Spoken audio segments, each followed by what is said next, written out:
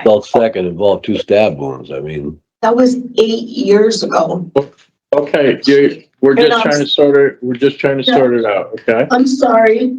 No, you're okay. We're just trying to sort it out. We are about to watch a parole hearing for a woman who has been revoked 3 times now from probation. Her initial offense of using a butcher knife on her live-in boyfriend. It's another classic Connecticut parole hearing. We'll unpack it at the end. Thank you. This hearing is being conducted in consideration of the parole application. Dashboard, ticket number 389-301. This serving a sentence of 39 months for violation of probation with assault 2 is the underlying offense. Violation of probation with violation of protective order is the underlying offense. Violation of probation with operating a motor vehicle and alcohol second offense as the underlying offense. And interfering and resisting and criminal trespass first. As of today, record reflecting parole eligibility of July 28th, 2023. There is no victim with the case. There is an offender accountability plan that has been reviewed and shows she is completed beyond violence. Utilizing the risk needs assessment, one of the offender's overall score for recidivating falls within the medium range. Ms. Davenport, this is your opportunity to tell the board why you believe you should be granted parole. You may begin. I'm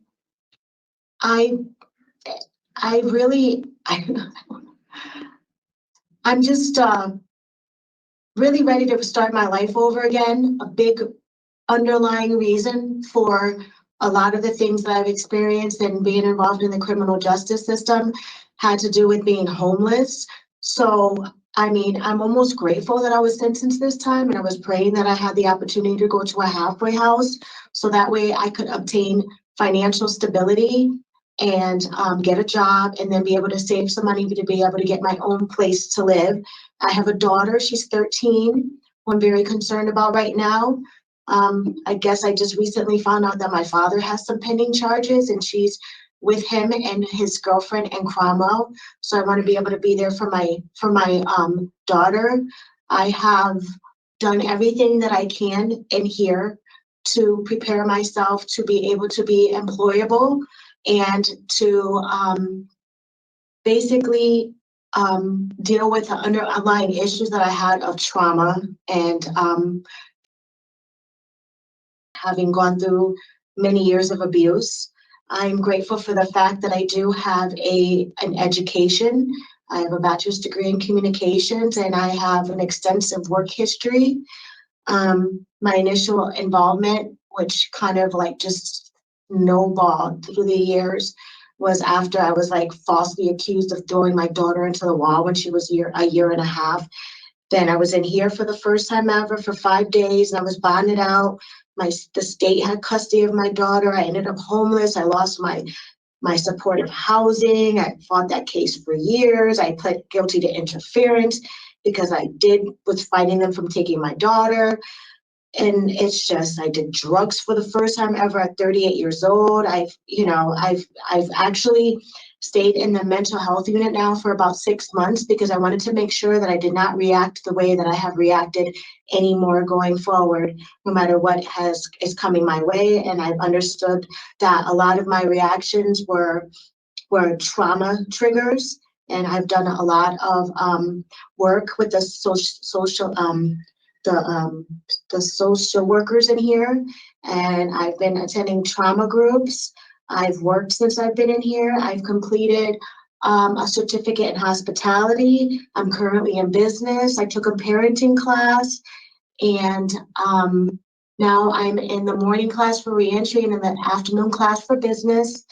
I really chose New Haven because I figured it would be the best area to be successful. There's a lot of opportunities in New Haven. There's a lot of places to work.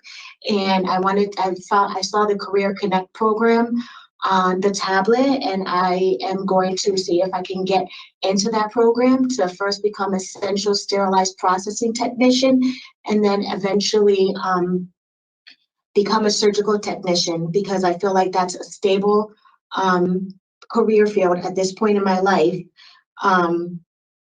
And New Haven would be a really good area to do that because all of the hospitals are in that area. Basically, that's it. I don't know what else to say. I'm nervous. I'm sorry. That's not a problem. You didn't get the opportunity to write something down for us? No, I was even Okay. told we couldn't bring anything anyways. And I want to work towards getting my record expunged. I know in 3 months out, I'm gonna ask to get a certificate of employability, so. Absolutely. I had that question. Where did you get told that you couldn't bring the, something in writing to you? To us. The staff that's here right now, Ms. Bouchard said we were not able to bring anything in writing, and if we did, we had to get it approved prior by the counselor. And then I wasn't even sure, I didn't even know for a fact that I was actually gonna be called today to prepare anything in writing. It's not a problem. It's just the fact that the last person that we saw also said that she had something written down and was told they couldn't bring it. So Right. if we could just make sure that that doesn't, that people have the opportunity to do that. Because we certainly heard you and you gave us some good information about where you've been and what you're trying to work on. So what we've done is we've read about your background. We've read about your incarceration this time. Based upon that, we have some questions about that and about your plans when you're released. We're going to take turns asking those questions, and then we're going to talk about your case, and we're going to give you a decision. Okay? Okay, And we're going to start questioning today with Board Member Chance. Hello again, Ms. Davenport. hi. So I appreciate your opening statement where you talk about wanting to start life over again. Yes, And I heard all the things that you said was the result of why you are where you are. yes. But what I didn't hear you saying is acknowledging all the criminal activity that you have been doing for the last 15 years, including, two people that you assaulted and then said you could not remember, that you blacked out. And so, while all what you said was very positive, and I'm glad to hear that you're moving in a positive direction, it didn't tell me how you arrived where you were and how, your remorse for all the things that you have done. You blamed everything on being homeless, but you do have a BA degree, so it's not as if, you are not an educated person. So can you tell me how all of this started in your life? I, of course, regret my reactions and how I handled the situations that I was in. I was residing in Fairfield County and in Norwalk, Connecticut at the time that I had my daughter. I ran out of money and I ended up homeless with her. And I ended up in an extremely toxic environment where men wanted me to do things that I was not going to do. And I was defending myself a lot out here in the streets. It's not that easy to get back on your feet as a woman. After you've had a child, I ended up homeless with her. And I was in places where I trusted people. And I the one 8 years ago, I really don't remember. Like I said, after my daughter was snatched out of my arms, I started doing drugs. I started drinking. I was angry. I just remember. Wait a minute, stop there. What do you mean your daughter was snatched out of your arms? And she was snatched out of my arms in Bridgeport. I let a lady and her teenage daughter stay with me. And then I told them they couldn't stay there. And then 4 cops knocked on my door and they snatched my daughter out of my arms. Okay, so I'm sorry. It's okay. It was removed by who? The police, I was holding her. She's 12 now. And then it was like a domino effect ever since then. They were mad that I told them to leave. They were trying to squat in my apartment, and they called the police. The police said that we had a report that you threw your daughter into the wall. And I was holding my daughter in my arms, and this was in Bridgeport. And I'm like, does it look like I threw my daughter into the wall? And they snatched her out of my arms, arrested me. And that was the first time I ever ended up in YCI. And then after that, when I got out, I was so traumatized from everything. Like, I mean, Can I stop you there, Mrs. Davenport? yes, So they arrested you and took your Yes. daughter where? yes. They put her in a foster home at that point in time. And how long was she in foster home?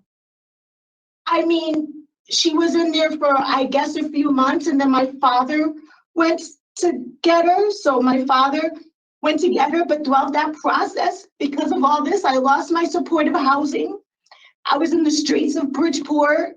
I mean, and I could never get back on my feet. It was the hardest thing ever. I was in this environment to this environment. I was in constant toxic environments.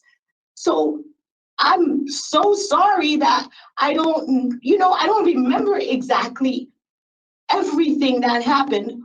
All I know is that I was doing the best to survive in those circumstances. And I did whatever I thought I could possibly do. I mean, even this last time, my property was all at my friend's house. I had nothing. I was walking on the Can street. I just stop you Yeah. there a minute, Miss Davenport? How Yeah. old were you when you had your daughter and I she was- was removed? I was 34 years old when I had my daughter, and I had just been laid off from WWE. I was making $80,000 a year. I had enough money to take care of her. Then I was on unemployment, but unemployment ran out, and within 3 months, I was homeless with my daughter. Then, DCF got involved. I went to a program. I did everything I could. I went to the shelter in New Haven, and that's where I met this older woman and her teenage daughter. They were the only people I befriended when I obtained my supportive housing in Bridgeport. I went there. A couple of weeks later, they called me and told me they needed help. I said, okay, you can stay here for a little bit, but you cannot stay here because it's just for me and my daughter. They wouldn't leave. I said, you have to leave. That night that I said that they had to leave, they called the police, and the police came to my door. They made a report saying that I threw my daughter into the wall. My daughter's now 13 years old and she's on the honor roll. I didn't wait 34 years old to throw my child into the wall. So I basically gave up my career to have my daughter. I thought I could do everything on my own, and I achieved a lot. But ever since that moment in time, since that happened, my life went, I lost it. I lost it. I couldn't even see police officers for a while. I did drugs for the first time ever in my life. My upstairs neighbor came downstairs and gave me drugs that I had never done in my life because I was shaking so bad. And then it just dominoed from there. Then I took a plea because the attorney at the time told me, well, all the other charges are going to be dropped, but if you plead guilty, if you go to trial, you're most likely going to be guilty for interference, and you're going to get up to a year in jail. So I just took the plea, and then you're in the system. I'm in the system. I'm here. I'm there. I'm all over the place. I'm just going back and forth to court. I'm getting jobs. I'm losing them because I'm in these horrible environments. I mean, I am extremely sorry for whatever I did to hurt anybody else. But all I wanted to do is just get my life back to be able to take care of myself and my daughter without being preyed on as well. Because it's not easy out here for a woman, no matter what kind of degree I may have. I still have to start over. And I need an opportunity in an environment to be able to do that in. So, Ms. Davenport, Yes.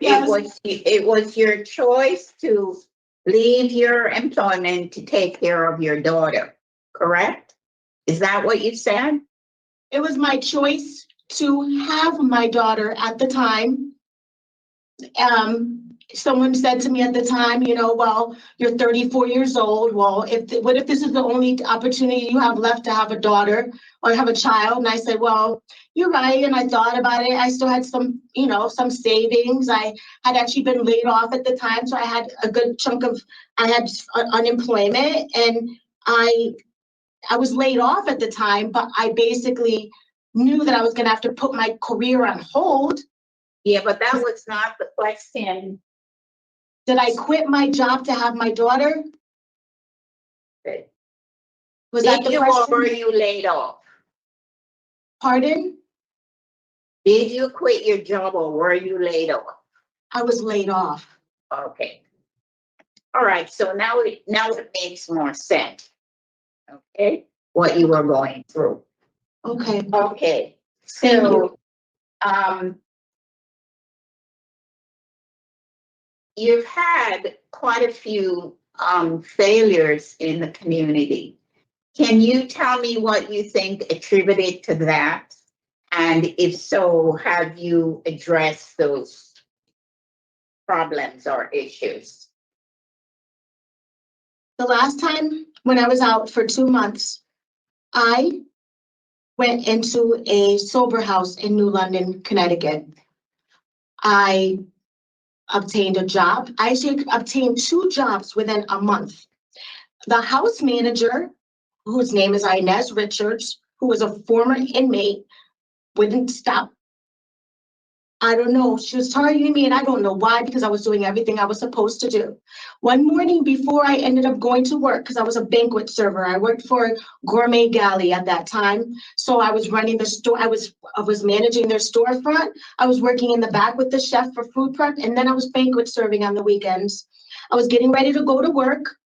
It was the first time I was going to be banquet serving someone's wedding in a long time. Another person that lived in the house came downstairs.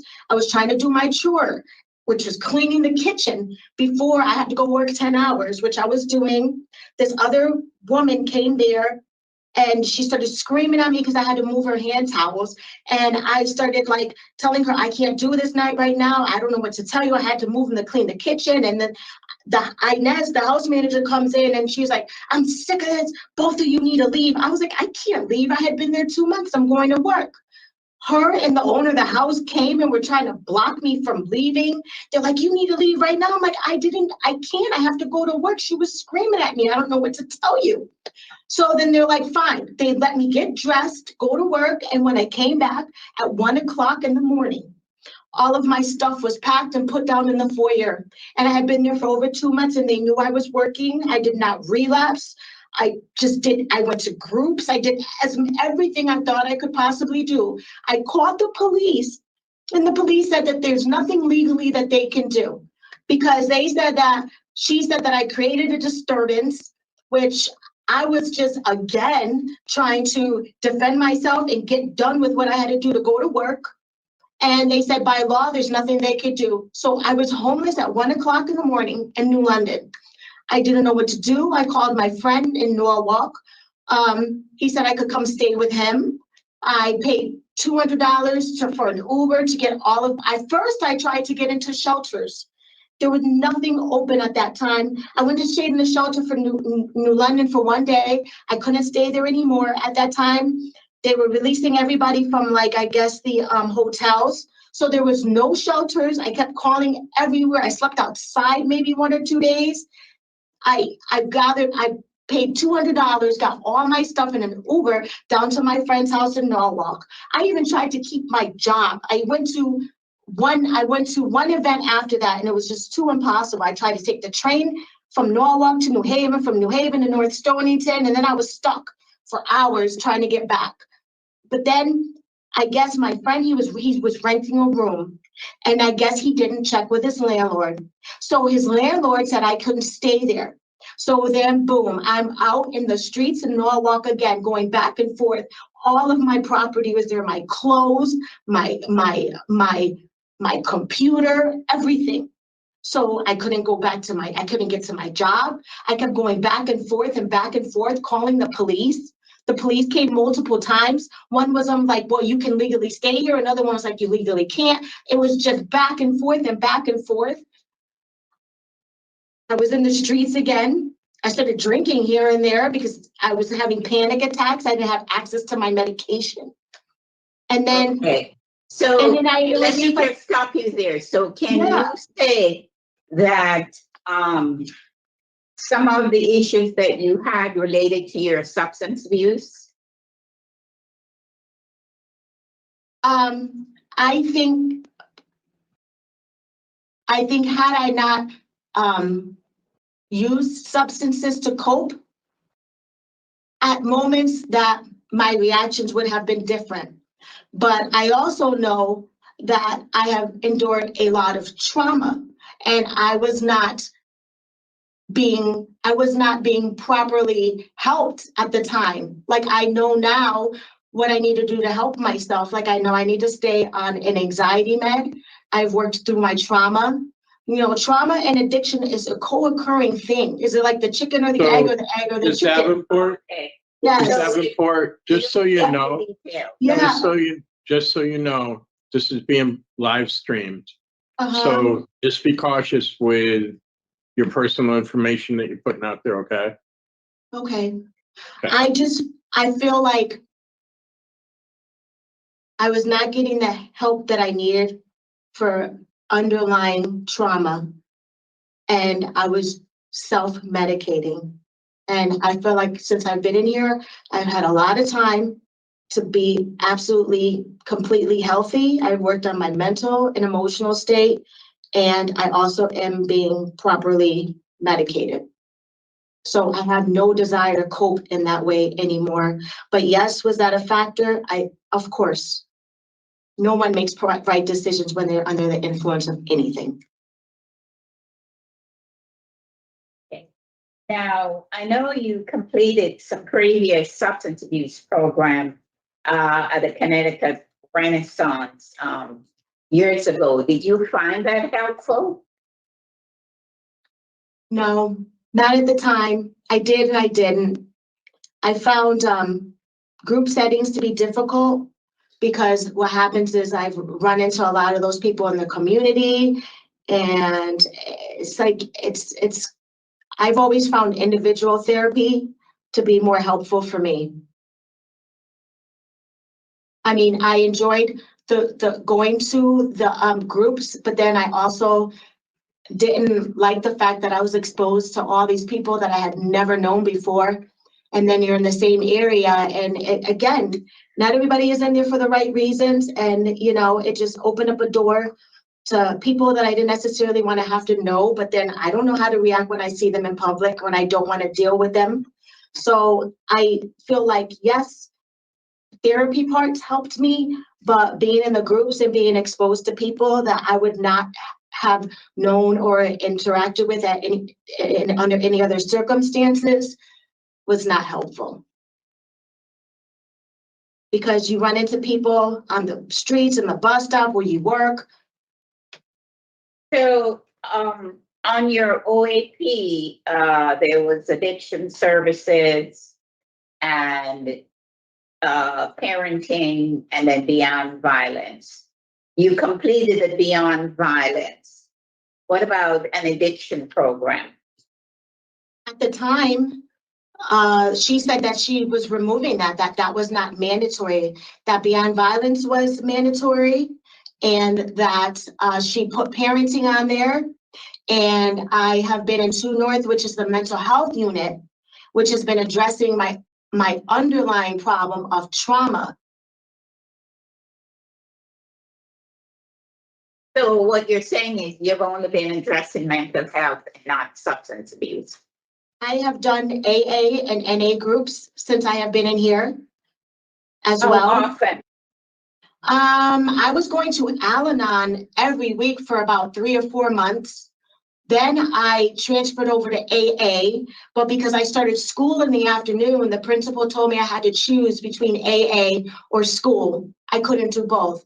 So I had to make a choice, and I wanted to learn business because I feel like that was a very big part of my life that I just wasn't aware of when I was, you know, doing pretty well in my career at the time. And And that was the only time frame for AA. So I do my own every day. Like I got the AA readings and whatnot. So yes, I have addressed my addiction, but I still believe that the underlying thing is the trauma. And because I was self-medicating from having panic attacks. I Okay, didn't know how to, so, yes, so let me stop you there. Yes. One of the things that you said earlier is that you have to work on both simultaneously. And I know that, and I'm aware of it. And I know there are other times when you probably could have attended business class. Do you think that was a good decision to choose the business class over the AA meetings? there was not another time that I No, could no, have. I just asked you whether you thought that was a good decision. No, It's a yes or a no. no, I was crying, but I'm gonna give up I'm gonna give up this whole opportunity for education for an hour. I mean, I thought that was totally unfair. I argued with the principal about that. I said, you should never tell anyone that they have to choose, because you have to have a support system, and whatever is helping you, you shouldn't have to choose between your education and what's gonna help you mentally, physically, and emotionally. And I literally got into a big argument with her. And I even got called into the office in the school because of that, because I was crying. I was like, you cannot do that. And then she was like, well, you're gonna have to make a choice, so I'm gonna make the choice for you. Okay, so my next question to you is, do Yes. you have a relapse prevention plan? I would like to basically be able to attend a trauma therapist when I get out of here. And I need to make sure that I stay on my medications. And I need to make sure that I avoid any toxic relationships in my Okay. life. Yes. But you didn't answer my question. Well, I asked you if you had a relapse prevention plan. So, it's a yes or no, because I a don't know. relapse prevention plan has, a lot of details that's going to help you so that you can be successful when you go back in the community. I mean, a relapse. Well, the first thing for me, in order to avoid any type of relapse, is to obtain financial security. I need to have a job to make sure that I'm not in the streets. While I'm out there in the community, I was going to look for a support system. I was going to probably do AA or NA. I don't know what kind of relapse prevention program you're specifically asking me about, but I mean, I believe God. I want to go to church. I believe in God. I believe that right now I am in a really good place emotionally. I don't have any desire to relapse. I'm properly medicated. I'm emotionally and spiritually healthy. And I just need an environment to be able to sustain that, and then therefore move forward on my own and not have to rely on other people to help me with anything, and then leave me open to whatever they want to do or decide to do with me, because they can, because I don't have my own independence. But while I was in New Haven, yes, I wanted to definitely look into a program. I don't know if it was either going to be IOP, maybe 1 day a week relapse prevention, or trauma therapy. I haven't spoken to the discharge plan or anything like that as of yet to see what is available in that area. On my own, I found that there is there's a Yale place called Yale Center for Emotional Intelligence. I wanted to look into that. And I know there was the Ford Clinic. I was going to look into that. And this is just the stuff that I've done on my own with research on the tablet. But I mean, I feel like relapse prevention comes from, first of all, within. I have to be stable. I know where I'm at. I know who I am now. I know what I did wrong. I know that I'm on the proper meds. And then I have to make sure that I don't allow my triggers, which is trauma and abuse, to allow me to step outside that realm to go the other way. But I don't honestly think I'm going to do that. I am I just have no desire to be in that world at all. I want my life back, and I want my daughter to have her mother. Okay, well, thank you for answering my questions in between. I'm all set, Mr. Chair. Thank you. Thank you, Board Member Chance. Board Member Rodriguez. Panel Member Chance asked a lot of my questions. I mean, I do have some concerns. I think that Ms. Davenport also, is trying to move in a positive direction, is trying to put her life together. Although I think she still struggles with a lot. I mean, one of the challenges I have is that there's still an element of blaming a lot of other things and not really taking the time to focus in on establishing a real solid plan for herself, which is one of the things that I've noticed in her discussion with panel member Chance. And there's a lot that she wants to get done. I mean, besides work, there's the issue of getting her daughter back, finding a stable living environment. I mean, there's so much that has to happen, and what I'm not hearing, and it may be because it's a lot, is this solid plan that she really needs to get back on her feet. She said she hasn't spoken to the discharge person yet, and so that plan I don't think has really been set or established. There's still a couple of programs that she's on a wait list for that she hasn't been able to take that would probably be good for her to take. The charges in this particular case are very serious, with these offenses, and they were done while she was on probation when they occurred as well. It's not that I really have a lot of questions. I think my concern is that there isn't a real solid plan set up yet. I think she needs a little time to really sit down and think about how she pulls that plan together so that she can be as successful as she wants to be. She has a degree in communication. She has the skill sets to be able to, I think, do well if she can establish herself on the outside. But I think it's going to be a challenge for her unless she gets that plan set up before she's released. And that's kind of where I'm at. I'm happy to hear, Mr. Chair, what you have. Oh, yes, go ahead. I am praying to be able to go to the halfway house. And then from there, I don't have any place to parole to.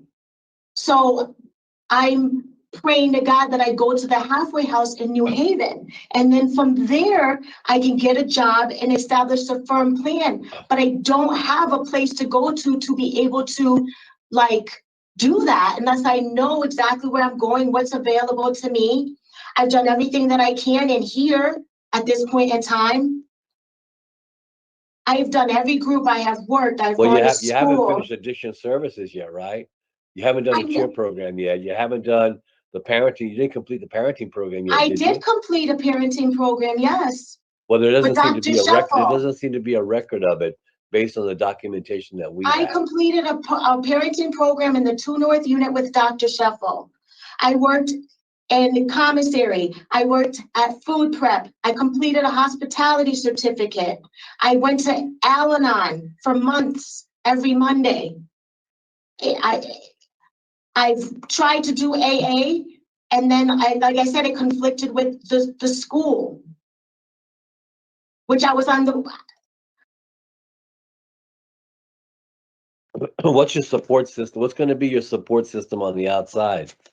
Well, by the grace of God, my mom lives in New Haven and she lives in North Haven. So I'll have her.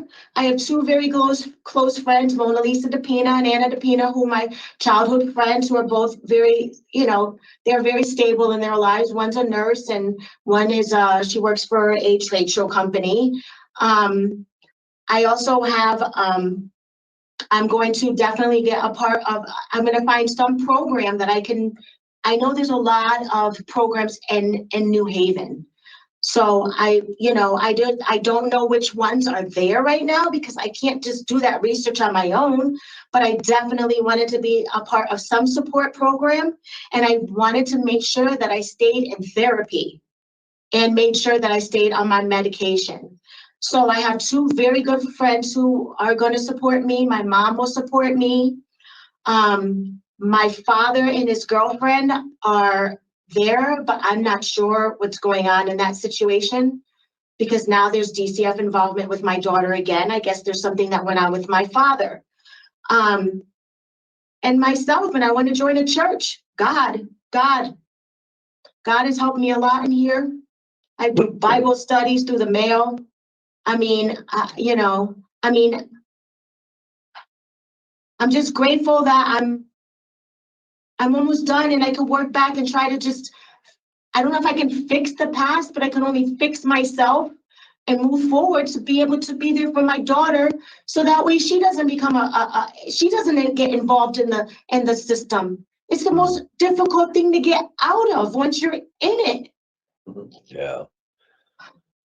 And I Well, don't look, want that for her. She's doing really well. I'm still educated. I'm so sorry for God that I ended up in those situations. You don't understand how many men I've had to protect myself against after I ended up homeless with my daughter. And that's what I'm trying to tell you. I was in horrible situations. And I'm not saying that I did the right things at the right moments, but I'm not going to prostitute myself for anyone. People they took everything. I had money. One guy, what are the underlying charges? I'm not even sure. The guy was trying to steal my Audi at the time, and I was working and living with him. I can only tell you the truth. And right now, all I can tell you is that all I want is to be self-sufficient. And I will do whatever it takes to be that again, because I don't ever want to be in a situation where I have to trust people with my life and my livelihood. yeah. Well, I have no idea what they're going to do with it. That's a good thing to want to do, to be self-sufficient, and it makes a lot of sense. And it's like I have not found a stable place to live. So that's why I'm just praying. I just know that's the only opportunity that I feel is the best opportunity for me right now is to start in a halfway house, move forward, stay, make sure I take care of my mental health. Taking care of my mental health will take care of me not having will take care of any addiction. Because it starts with that. Whatever happens, be sure to continue to take care of your mental health. Yes. Okay, whatever happens. Yes. All right. Then listen, thank you so much for talking with me. Thank you for listening. And thank you for listening. Trust me, if I could go back in time. So, Ms. Davenport. Yes. Good afternoon. Good afternoon. Okay. So what we're dealing with here, on paper, when we look at paper, it doesn't look good. Right. However, you have to be able to see it for what it is, right? And what violated these probations, you started off by saying it, was you were staying somewhere where they didn't want you to stay anymore.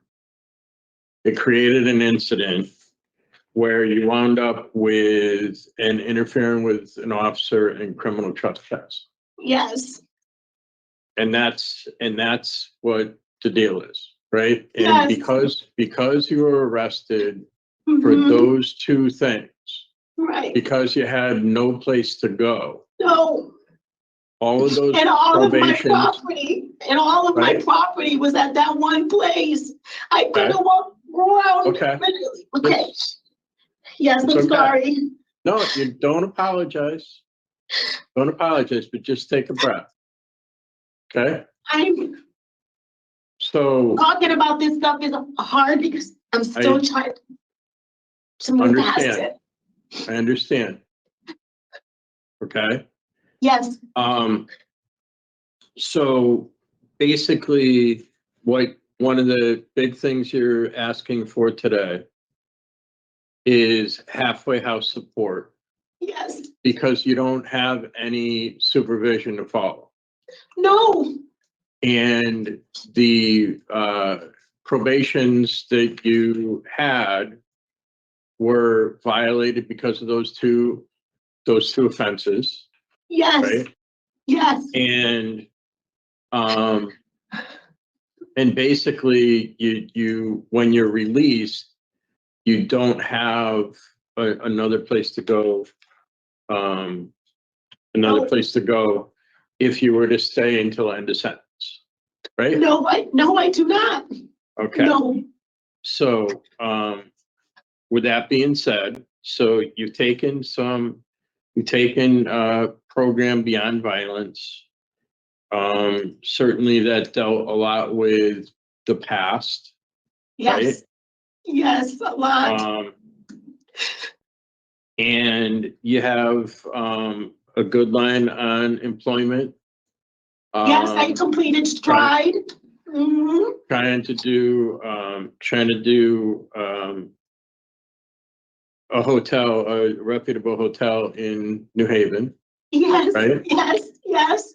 And to go with that, you have training in hospitality, business, you have Serve Yes. Safe. Yes, So you completed all of those things, yes, right? I have my certificates, and then I wanted to look into the Career Connect program, which is to start a sterilized central processing program on the side to train for that, and then eventually transition possibly into the medical field, and then try to work my way back and getting my record expunged. Right. Yeah. And I know after the first 90 days, you can apply for a certificate of employability, because I was extremely concerned about my record and, how much that's going to affect me, because I know you have to get a license. But I could only do one thing at a time. But I believe I have a good, solid plan. And, I'm grateful that they have these opportunities that they didn't have before. Okay. If things don't work out with that hotel,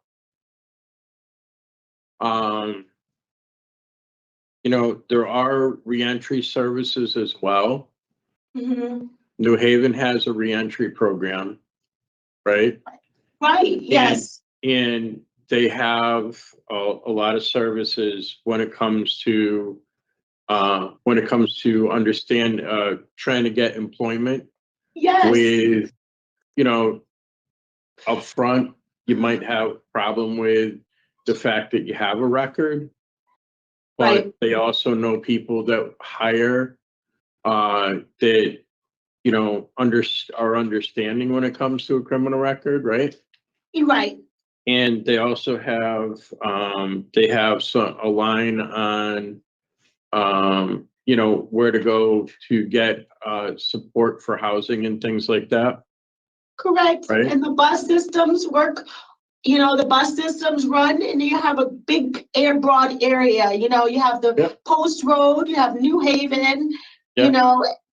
And it's easily commutable without a car. Yeah. And so the other piece is just on the substance use end of things, Mhm. right? Yes, It's important, to be able to connect with that, right? In yes.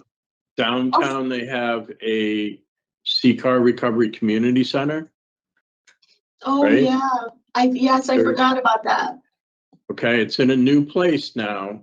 Oh, It's more downtown, but that's oh, something that okay. you can look for. Okay. And a recovery coach. Yeah. And a I was recovery coach can help with navigating also mental health support and things like that. I was also going to see if I could get an ABH worker. She was so helpful when I was in New London. But then when I ended up back in Norwalk, she couldn't keep working with me. And But the recovery coach is going to understand how to get connected with that. oh, okay. Okay. So Thank you. that's what you want to do. Thank you for answering my questions, and we're going to talk about your case now, and we're going to give you an answer, okay? Yes, thank you for listening. All right. Board Member Chance. So, I'll just, talk about my concerns first. So, I don't Ms. Davenport in her opening statement today talked about, wanting to start life over, and, obtain custody of her 13-year-old daughter and to go out and deal with her trauma and abuse. And that she took parenting classes and, what she wants to become, a surgical nurse eventually. She also talked about some things that she's thinking about, but really, and I don't know if probably it's where she's at today. Because she does have good ideas, but just didn't put them together to present today. And so, one of the reasons why I wanted her to go back and say what brought her here today is so that she can say whatever those issues were, how she has dealt with them. But she never talked about what brought her here today. We kind of went around that in a very long way.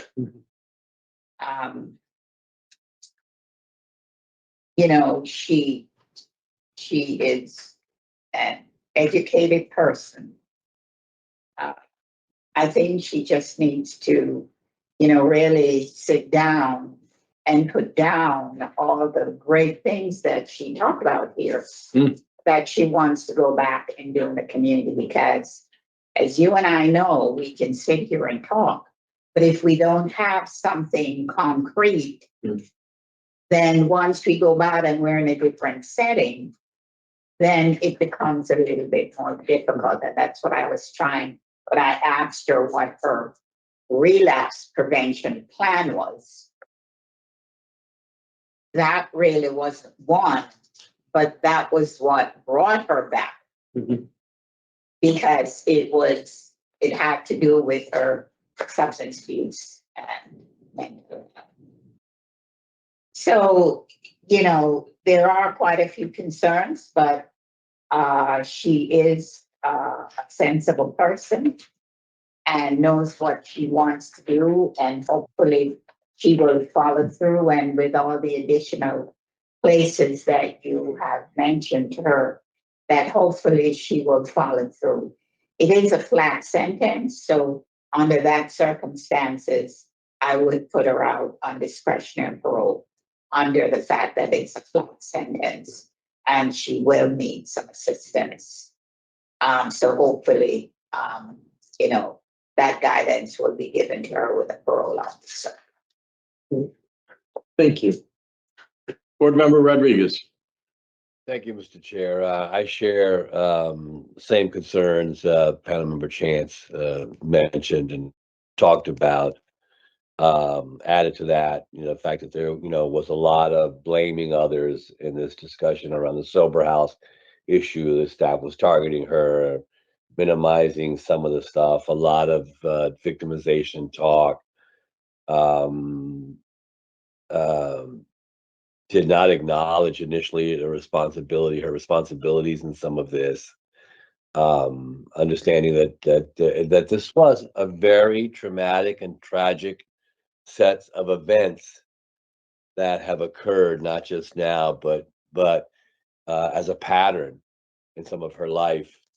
However, again, having said some of that, I think she does want to try to move in a positive direction and wants to, claim her independence and really wants to try to utilize what skills she does have. I mean, she has a BA degree. She has taken some certificate work, the hospitality work, the work in business. So there are some skill sets that she has that she can really use practically in the community. Adding to the fact that this is also a flat sentence, and if she leaves without the support, yeah, I don't know what's going to show. She may end up here again. I'm not sure. She's got a understanding of her triggers. She's very concerned about her trauma. Um, and I think she wants to move in a positive direction. And I think maybe with some of the help by community support and community services, she might be able to get some of that help, at least to put her on the right track and to give her another opportunity, with the understanding that if she gets into this again, she'll be back here again to finish off. Um, I would be in support of her discretionary parole today as well, for those reasons. Thank you, Thank you, Mr. Chair. thank you, Board Member Rodriguez. So for me, I stayed a lot in when I unpacked this with Ms. Davenport. Um, you know, homelessness is a huge thing, and we've seen more and more cases where, things, homelessness occurs, and associated things with challenges with mental health and substance use. And, it's the safety net, that some people need.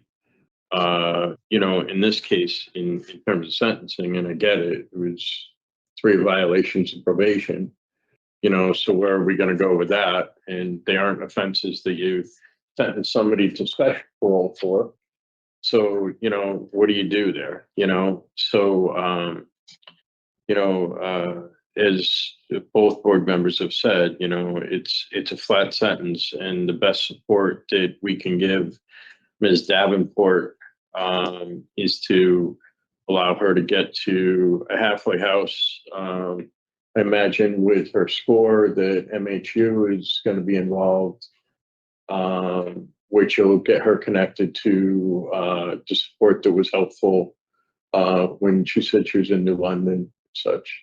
I do know that they have an ADH area down there. Yeah. And that can be very helpful. The only thing is it's center focus. If you are in that particular town, Yep. that's the unit that can help you in that particular town. Yep. They don't go across towns, and it's not all the towns that have it. Right. I, had that experience, so I understood, what she was saying. Yeah. And so where she's going, they're there, and that will be very helpful. One of the things, just to add to what you're saying, I do think she has difficulty in group settings and getting along with others. Yeah.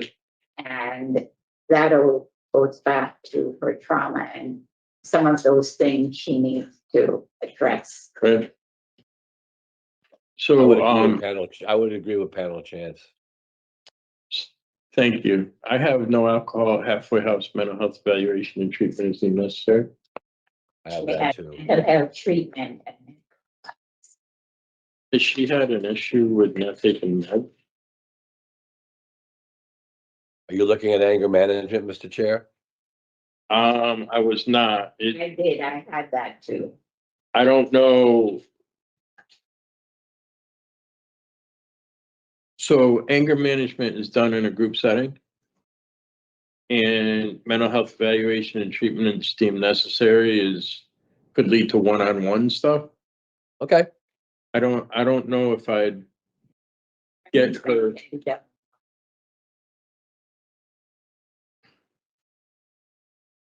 And knowing what we know though, when they, yeah. She needs, But I can go along with the eval and treatment that's deemed necessary. Absolutely. okay. And I just wanted to see if like.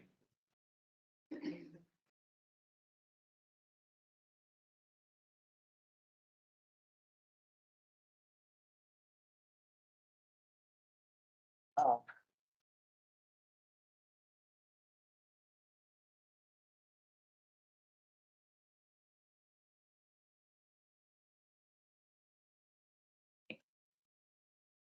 But it's there.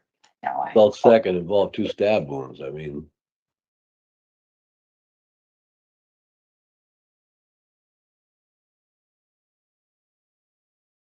That was 8 years ago. Okay, we're And just I'm trying to sort it out, okay? I'm sorry. No, you're okay. We're just trying to sort it out. I don't know, based upon the eval, I don't know if they're, it's management, not necessarily compliance.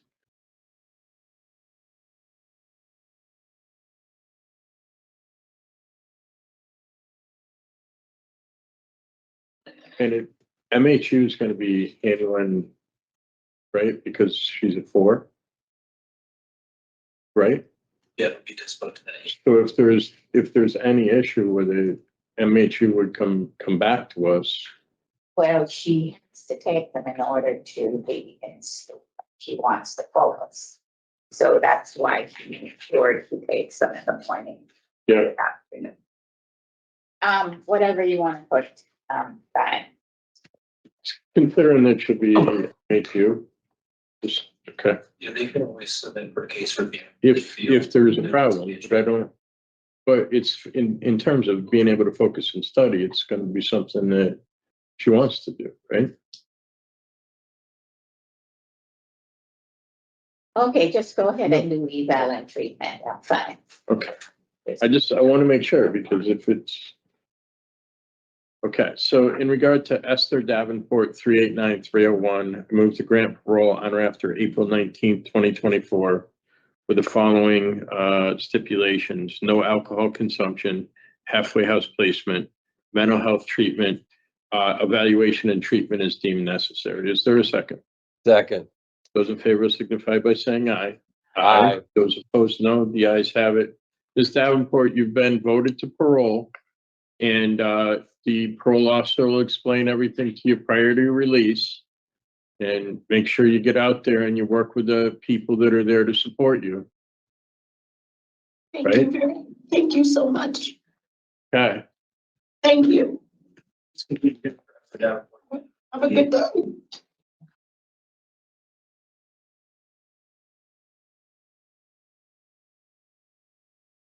Again, I'm left confused at what I just saw. Now, what I'm going to show with you, we'll go over a little bit about that stabbing incident that happened 8 years ago, and we'll also go over her record, which only dates back 10 years because they only provide us records for the past 10 years, and it's extensive. I mean, it's pretty much she's been constantly getting arrested, locked up, violating probation, and whether you want to believe her story about her kind of having her whole life together and then everything falling apart or not, I guess is totally up to you. We don't have proof one way or the other. It does happen. It does happen. So if you want to give her the benefit of the doubt, that's up to you. Now I'm gonna be skeptical, and I'm going to kind of take the approach that maybe she is not everything she's making herself out to be. And also, I'm going to be critical of the board.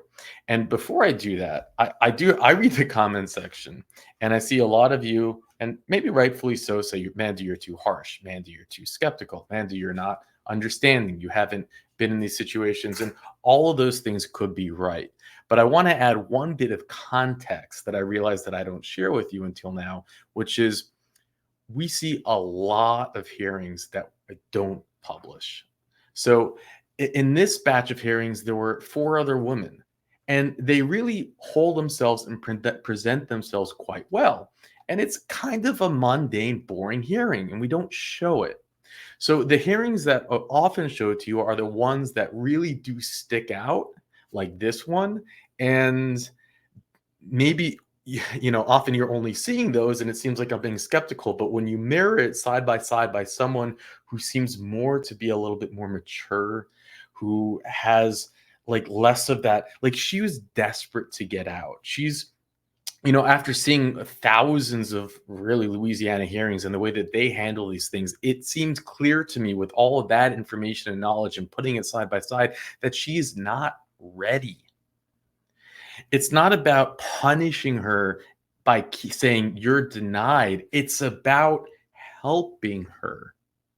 She's violated probation 3 times already. We just heard how they're putting her right back in the situation where she was when she violated. I just don't understand why they think, the quote, doing the same thing over and over and expecting different results is a definition of insanity. I think the parole board should read that quote and maybe meditate on it. I mean, they really, from my understanding, they let her get away with the fact that she took a business class over AA. I mean, you're in prison. She just got revoked less than a year ago. I'll go over the records with you, and thank you, Richard, for providing it. But she was revoked 7/21/2023, like 10 months ago.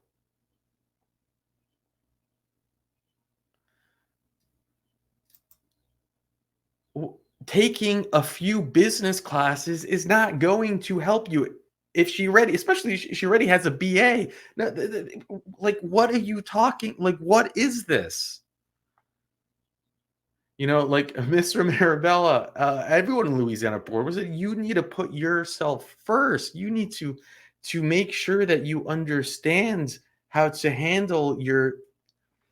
And it's like the board just doesn't get that. Not only that, but it seems to me that they coddle her in the idea of, oh, she doesn't like group programs. So the anger management program, it's a group program. So, we shouldn't do that if she doesn't want to do it. That's what I understood how that internal discussion ended, where let's just let the parole officer decide what she does, like, so we don't have her do anything she's not comfortable with. That's my understanding. And it's like, the whole idea of anger management should be you need to know how to work with the group. You need to get out of your comfort zone. If you can't handle the group session, then maybe you shouldn't be. They're sending her to really, I think, the most difficult place to be, which is in Connecticut. They have this whole halfway house thing. And from everything we see, and again, we only see like one side of it because we see people getting revoked and we see them complaining about the halfway house. But she's getting sent there. From what we've seen, does it look like she's going to excel in a halfway house? It's just bizarre to me. Sadly, I think we're going to see her again, and I think we'll see her again sometime soon, because I just did not see any. I mean, it was just a blame, and what I saw as manipulation and whining and like immaturity and, they said I threw my daughter against the wall. I would never throw my daughter against the wall. Yeah. And then, my mother is my support system. And it's like, well, how good of a support system can she be if your daughter is actually with your father, not your mother? And blaming the father and now DHS and this poor baby. I mean, I just, you think she needs her mother back in her life, really, in this? But anyways, let's go this. It was just a stabbing. It was just not a big deal. Let's go to this. It's quite funny. I don't know if funny is the right word, but thank you, Richard, again. So, Norwalk woman charged with stabbing boyfriend with a butcher knife. 38-year-old Norwalk woman was arrested late Friday morning. Police said she stabbed a boyfriend with a butcher knife during an argument about a friend flirting with her. She was charged with second-degree assault. Lucky she wasn't charged with more, like attempted, red rum, because a man in the hospital told officers that his girlfriend had stabbed him with a knife. The two had been drinking and began arguing about a friend hitting on her. According to police reports, Davenport grabbed a butcher knife from the kitchen and slashed at him. Police said that Davenport then ran into the bedroom while the man realized he was injured. Went to the hospital. The man had 2 cuts, 3 to 5 inches long. That's 5 inches. I mean, that's insane. On the back of his head. a 3-inch and a 5-inch. That's how is that not attempted, manslaughter is beyond me, but okay. And a 1-inch stab wound in the on his back, and also bite marks on his shoulder and hand. Bite marks, right? And she doesn't need anger management programs, because she doesn't like group programs, Officers went to Davenport Saderling's home and took her into custody. And then here's the next article, which is also quite interesting how they got her to. So the victim told police that they did not want to press charges due to the DV nature of the crime. Police continued their investigation. Officers went to the residence where the assault took place, but she did not answer the door. So they went inside with a key that he had provided them. They followed a trail of blood to the bedroom, a trail of blood, where she was lying in bed. Police found no signs that she was the victim of long-term abuse or that the victim struck her. She admitted to assaulting him, stating that she did not trust his reaction to the argument that they had. I had a knife and I protected myself to the best of my ability. However, with the thought of love to avoid injuring him. I could just see her saying it now. I had to protect myself, but with the thought of love, I wanted to avoid injuring him. So I only gave him a 3-inch and a 5-inch slash wound on his head. I only bit his back, and I only gave him a 1-inch puncture injury in his back. And I don't know, it depends how big he is. If he's a big guy, 1 inch might not be so bad. But if you're skinny, 1 inch is only, I don't know how many more inches away from hitting a lung or something. But I'm sure she was very careful because of the love she has for him. In the statement, Davenport also mentioned that she is a survivor of physical abuse and her boyfriend experienced trauma while serving in the U.S. Army. I guess that's why we love each other, she wrote in her confession. We saw a double rainbow today. We saw a double rainbow today. That's a beautiful line, isn't it? Just rainbows and butterflies. So here's her record, which is, remember, we can only pull 10 years. So it could be she has a record going back 20 years, but we only have 10 years, which begins in 2014, which is interference with an officer, resisting arrest. She's given 1 year. Then she has 2016, which is, disorderly conduct. She has 2018, which is violation of probation. She has 2022, which is violation of probation. Did I read the 2014 violation of protection order? Let's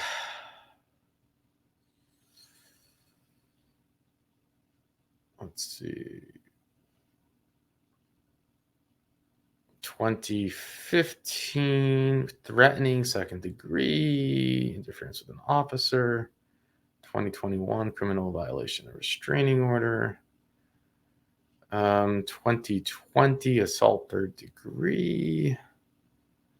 2022, interference with an officer. Some of them are redundant, but again, the most recent one here is is right here, probation revoked, 7/21/2023, sentence 39 months in jail, yet less than a year, like 10 months into the sentence, with it seemingly have done like really